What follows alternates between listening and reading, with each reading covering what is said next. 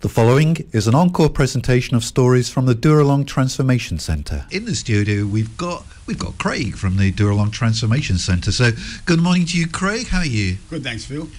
Cold enough for you? Yes. Cold enough at Dooralong as well, I guess. Yeah, a bit colder than here. Yeah, I heard you saying you have frost first thing in the morning. Yeah, we did. Yeah, come in, all the grass was white. So. Yeah, I think I've mentioned to the listeners before, but I went out to Dooralong. It must have been November or December to your family day, and it was a stonking hot day. And it just shows you it goes from one extreme to the other. It sure does, exactly right. It does go from one extreme to the other. Yeah, but it's good walking weather. You were telling me off air that, it's good. It's a good place to be out in the country there. It just, makes you want to walk and walk and walk this weather. It is, it's nice out there. You got all the wildlife, wallabies, kangaroos, and it is nice out there. Yeah. How long have you been there, Craig? I've been there for nearly 7 months, actually. Yeah. Close enough to it. And things are going well for you? Very well. Yeah. Yeah, really good. Really good. Okay, as we do normally, we're just going to turn the clocks back a little bit for you, Craig. Your addiction is... Alcohol. So, gee, that's a hard one, isn't it? Because wherever you look in society, there's alcohol, isn't there? It's everywhere. It's advertised on TV. They sponsor all the big sporting events. It's sort of almost, it's socially acceptable to drink, isn't it? So, well, it is. Everywhere you go, like even if you want to go to Woolworths or Coles to do your shopping, there's Liquorland next door. There's every shopping centre you go to. It's everywhere. Even if you want to go to the shopping centre at Tuggerah, you want to go out and have lunch. You want to go to the coffee club and have a ham and cheese toasty. Well, it's licensed. It's there in the next door bar. Everywhere. Yeah. I mean, I suppose with drugs, it takes a little bit of cunning to obtain the drugs because they're illegal. But when something's legal like drink and there's a bottle shop on every corner, the temptation must be overwhelming at times. It is very overwhelming, especially when the state of origin's been lately, and then I'll be sitting there drinking my cups of coffee. Well, keep on doing it because New South Wales are winning while you're drinking your coffee, so perhaps that's you're a lucky charm. Look, when did it start for you, Craig? Young age. I started drinking when I was about 15. Yeah. And then, I loved the feeling, I loved the effect, and as soon as I turned 18, that was it. I got right into it, and I've never looked back. What was it? You say you love the effect. What was it about the effect? I think it's just the effect that it puts everything that's anything that sort of hassles in your life, anything that's bothering you, it just suppresses it and pushes it all away. Yeah. And so it sort of, if there's stuff going on in your life which is sort of unpleasant, this just takes the pain away. It numbs it. Well, it does. It takes the pain away, and I don't really think about sort of what problems they are. I'm just enjoying the effect of having alcohol in my system, and it makes me feel good. And so was it schoolmates encouraging you, or? Well, growing up with an older brother, his mates, they were all drinking, and so I started drinking with them, and at a younger age. And then as soon as I turned 18, well, that was it. I was straight into it myself. And I can see that. You've got older brothers, they're going to be saying, "Oh, go on, have a drink, you'll be fine." I'm not going to tell mum and dad you'll be okay. No. And that's it. And it was an instant love affair for you. Well, I could get away with a lot too at that time in my life when I was younger. My mum was a single mum with 3 kids, so I could pretty much get away with murder. Yeah. So you started drinking at the age of 15, and it pretty much developed from there onwards. Yeah, sure did. Yeah. How much were you drinking a day? Look, at that age, I was probably just drinking it on weekends. Yeah. But as I said, as soon as I turned 18, I was drinking every single day. So I would have beers at lunchtime, and then after work I would drink and go to the pub. Back then, play card machines and. So you were working, but lunchtime you'd be off for a drink? Lunchtime I'd go and have a beer, definitely. Yep. Yeah. Sometimes if I was near a pub, I'd go and have schooners. If I was nowhere near a pub, I'd go find a bottle shop. And that was every day? Yeah, every day, yeah. And did it then affect your work performance in the afternoon? It didn't affect my work performance because I wasn't getting drunk. I was just having like a couple of beers. But I think it sort of has been the stepping stone and the gateway to my alcoholism. Yeah. I've been drinking for over 30 years, and I've been a heavy drinker for over 25 now. So obviously didn't stop at just a few beers. No. So how did it develop? I developed into drinking in excess of, well, I'd buy a 30 can block of Tooheys New every 2 days, and also going to the pub and having a couple of schooners. So I'd be sort of a 15, 16, 17 day beer drinker. Beers a day drinker. Yeah. It's a fair few. And people in your life didn't say, Craig, lad, you've got a bit of an issue here, you need help? I had. A lot of people have told me over the years, like, Craig, you got to slow down, or, even just maybe girls that have been interested, but then they may live across the road and you become friends and they like you, but they're not going to go down that road because they see how much you drink. Yeah. Or they hear your wheelie bin in the morning when it gets emptied. Yeah, and they can see all the cans and the bottles. Crash bang. Yeah, give Craig a wide berth. He's bad news. Yeah. What toll was it taking on your body? It must, to be drinking 15, 16 beers a day. Well, I'm a plumber by trade. I've always worked hard, so I don't believe that it really took any toll sort of on my body, because I've always it doesn't take long to sweat it out. So I've been told by a lot of employers, to cut down, but I couldn't cut down. I didn't know how to, and it jeopardises your job, because it doesn't matter how much deodorant or Lynx you put on, the next morning they can still smell the alcohol on you. Yeah, so, that's right. Yeah. What effect was it having on the relationships in your life then? Well, I think every relationship I've ever had's gone because of my drinking. Yeah. Not through violence or anything like that, just because I just plain and simple drink too much. Yeah. My alcohol comes before anything else in life, unfortunately, and that's the disease. So people that you're in a relationship, they come second to the alcohol? Definitely. Alcohol comes first. Yep.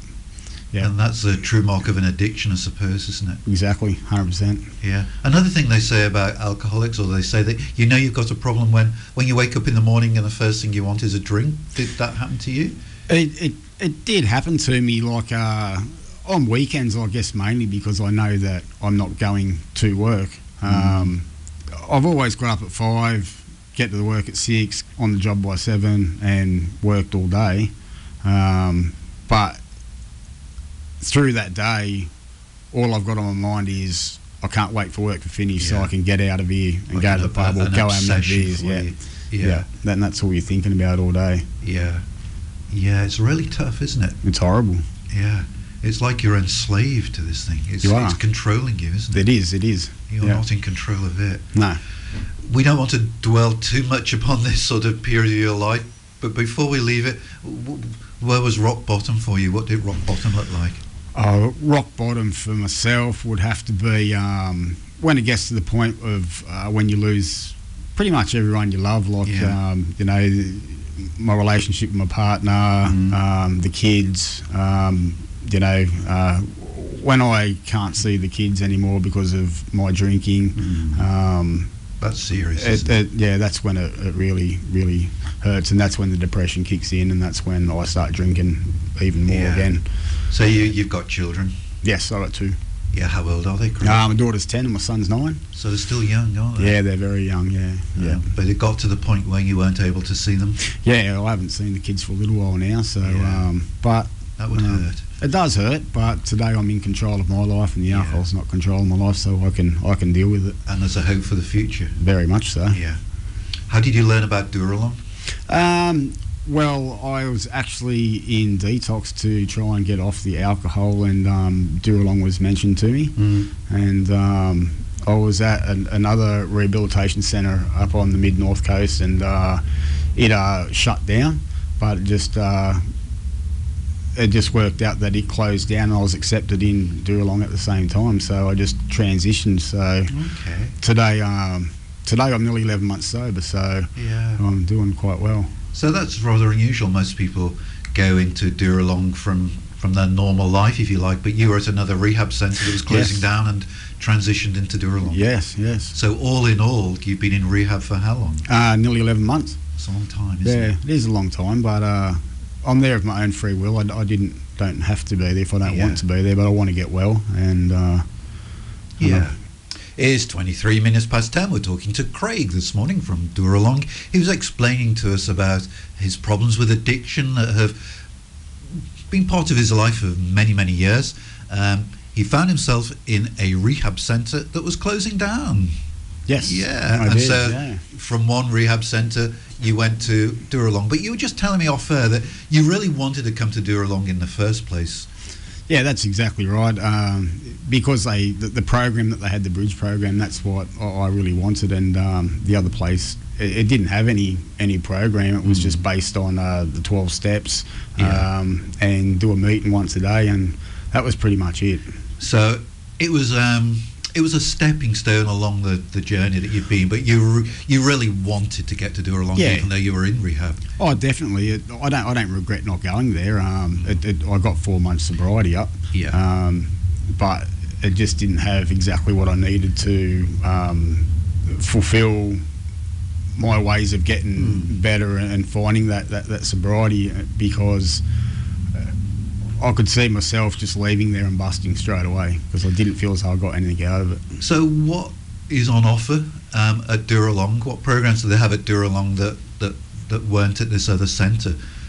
Well, as much as it's a beautiful place, like it's a pretty awesome place. What used to be a resort, but it's got what's called the bridge program, and it's a spiritual based program, and it just, for me, it's the 12 steps, but it makes you look at it makes you have a good look at yourself, especially when you're doing like the step 4 work. It you look at sort of your resentments, which so you need to deal with your resentments so you can actually move forward in life, and also like just a personal image on yourself, like your faults and your assets, so that my assets outweighed my faults, thank God. And like sex conduct, whether you're sort of harsh or towards people and lovers, and things like that. It really. So it treats you as a whole person, rather than let's just treat the addiction. Exactly. It makes you take a good look at yourself, and so you can see where you've gone wrong, where it all started, and how you can possibly overcome and become better. So do you have any of those aha moments where you think, oh, that's why I acted like that, because such and such was going on in my life, sort of insights into why you behaved in the way that you did? Definitely.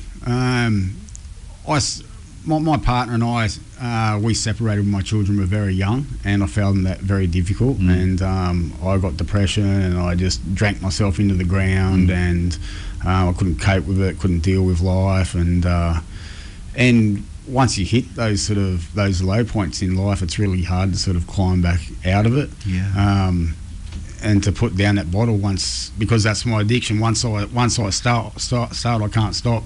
I just can't have 2 drinks. No. I have to have like 20 drinks. Yeah. And you wake up the next day and all those problems are still there, thinking that I've just drank them all away, but you wake up the next day and your problems are all still there. Yeah. And the only way to deal with it's just to go get more alcohol.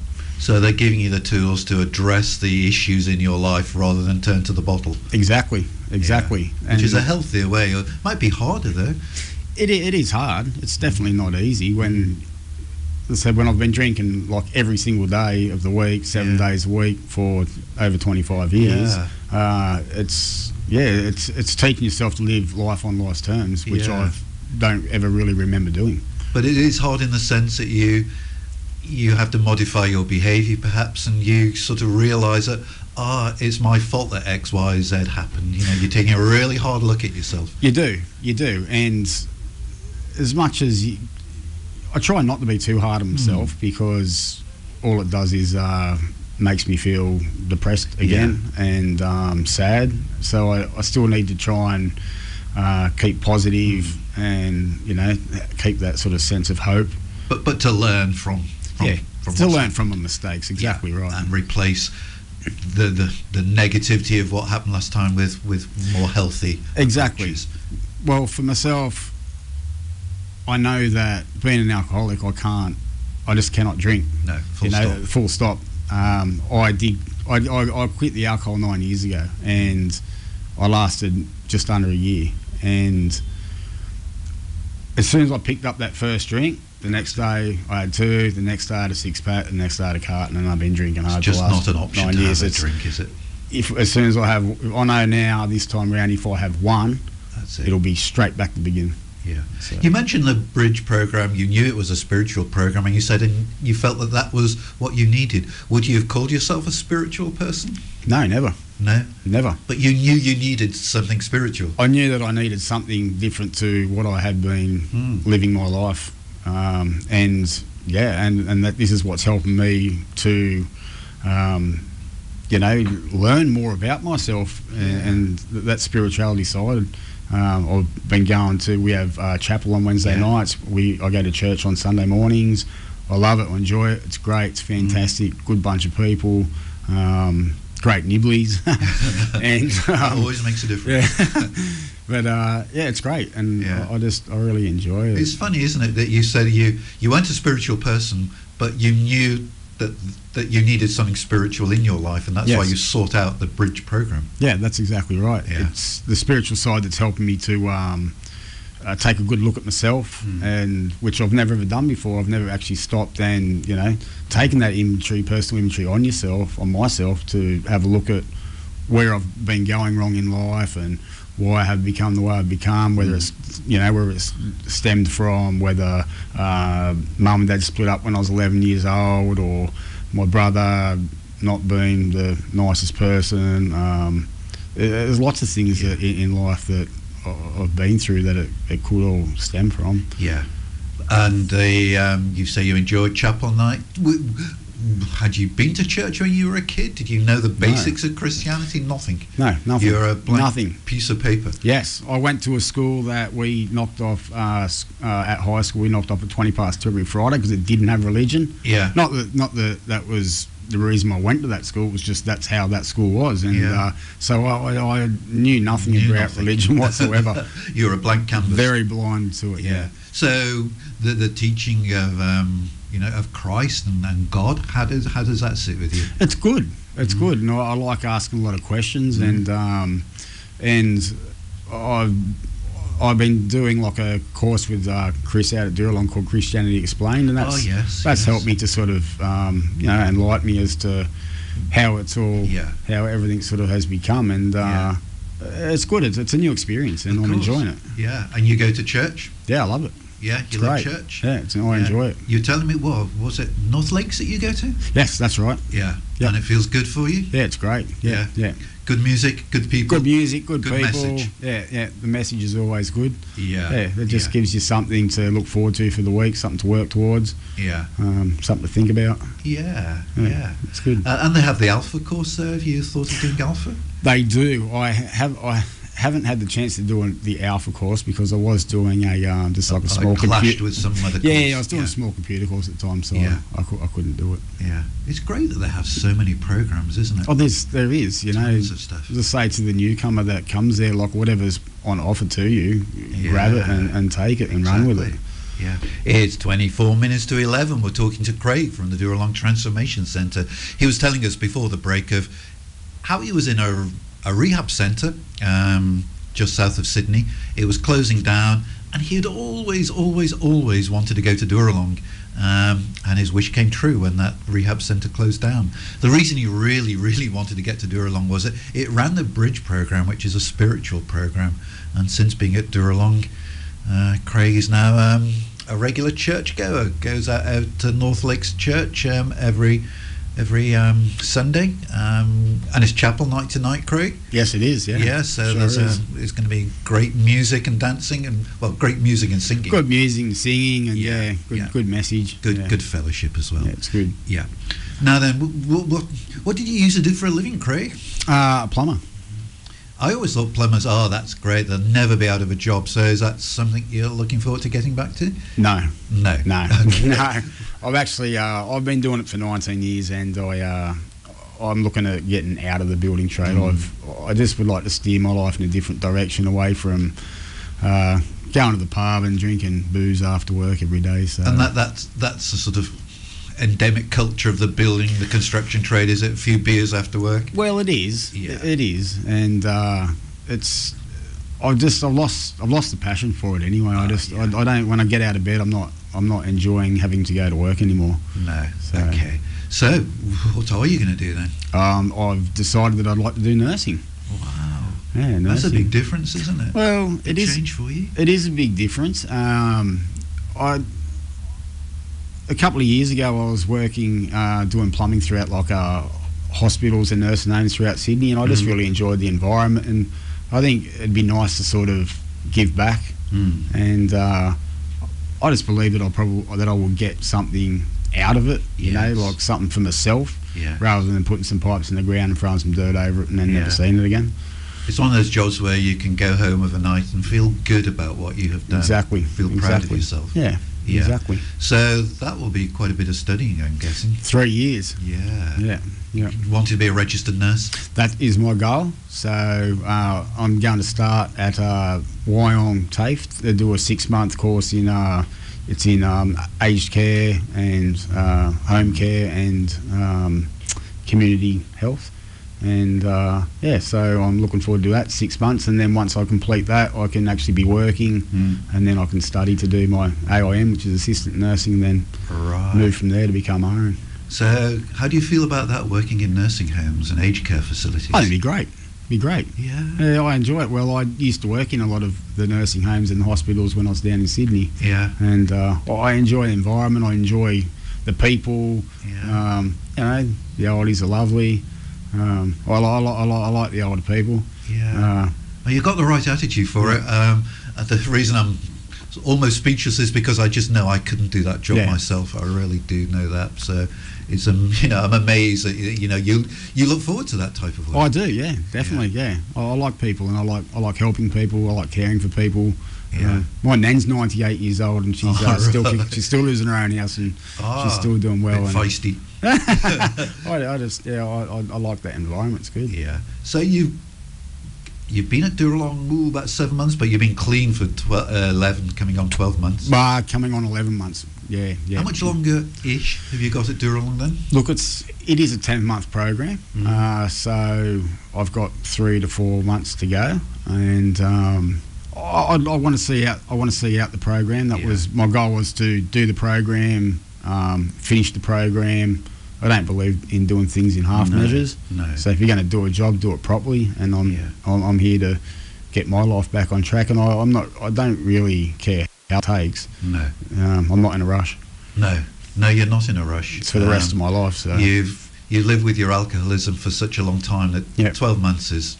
It's nothing. It's a drop in the ocean, isn't it? Exactly right. And you've got that, that hope and that dream and that passion for caring for people and being a nurse, which is, wonderful. It's nice to have a goal again. Yeah. It's exciting. It is exciting. I'm starting TAFE in a couple of weeks, and I'm really looking forward to it. Yeah. It's going to be good. Yeah. All the young kids will be coming in asking, you'll be the father figure there, Craig. They'll be coming to you asking you for a sort of worldly advice. I might even be the only bloke in there too. Who knows? So your life has changed completely in 12 months. Definitely. Yeah, it's changed right around. Yeah. Definitely. I'm in control of my life again now. The alcohol's not controlling my life anymore. When they called Dooralong a transformation centre, you know what transformation is then? Yes. It has its I'm living proof of it. Yeah. So you're glad that you made that change from where you were, that rehab where you were, to Dooralong? 110%, yeah. 110%. Yeah. And church and God will continue to be an important part of your life? Always, yeah. Always. Yeah, definitely. Yeah. It gives me hope. It gives me strength. Yeah. It gives me belief. It's fantastic. Yeah. And just to know that there's no magic wand that Christians live under. Life isn't it's not a bed of roses, but whatever happens, there's always somebody with you. Exactly right. Yeah. There's always somebody that you can turn to. I don't have to be alone anymore. Don't have to be alone anymore. No. That's wonderful. Thanks, Craig, for coming in. We wish you all the success. Thank you, Phil. With being a nurse. For those of us who are near the age when we're going to be in nursing homes soon, perhaps we'll see you further down the track, Craig. You definitely will. Yeah, be nice to us. Okay. You have a great night this evening because it's your chapel night. Thank you. Give our regards to everybody back there at Dooralong. Thanks, Phil. Shall do. Thanks, Craig. You've been listening to an encore presentation of the Dooralong stories, which can be heard live every Wednesday at 10 a.m. and repeated 8 p.m. Sunday and 1 a.m. Wednesday, right here on 94.9 Rema.cc.